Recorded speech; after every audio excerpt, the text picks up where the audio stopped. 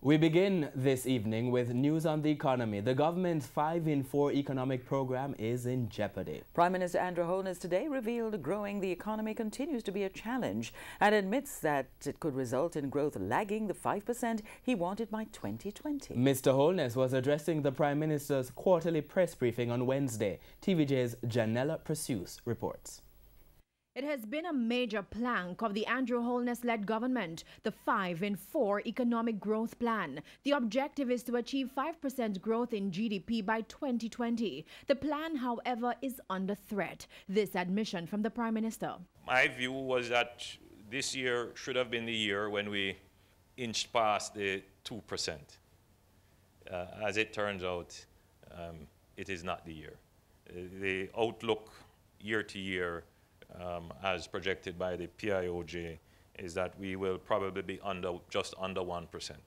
While 2017 ended on a high for the tourism sector, one of the major drivers of economic growth, agriculture, continues to take a battering, recording declines in the first, second, third, and fourth quarters of last year. Agriculture Minister Karl Samuda revealed in Parliament on Tuesday that from June to October last year, crop and livestock losses amounted to $300 million.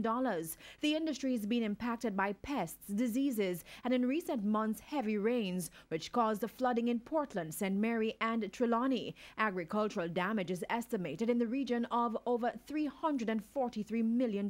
There is no doubt that the changing weather and more intense and frequent weather events have wreaked havoc on our open agriculture,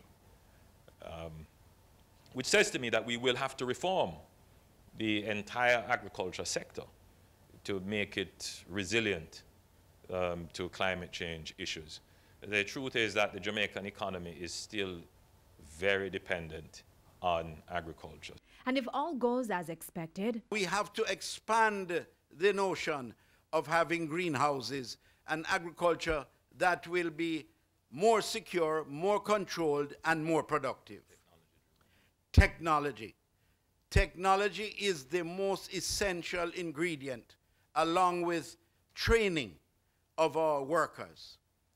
And finally, we must look at those acreages that offer the economies of scale that will be attractive to investors who are not now in agriculture, but are willing to invest in agriculture. So, Prime Minister, rest assured, agriculture is going to contribute a minimum of 2 to 3% of your objective of 5 in 4. That aside, on the macroeconomic front, things are looking up. We've seen some progress in business reforms. We've seen the confidence that the business sector and consumers have portrayed. The international investors have given strong ratings to Jamaica as a country in recognition of the progress we've made. And as for the 5 in 4 plan, the Prime Minister remains hopeful. Failure to meet the growth target is everyone's failure. It's everyone's loss.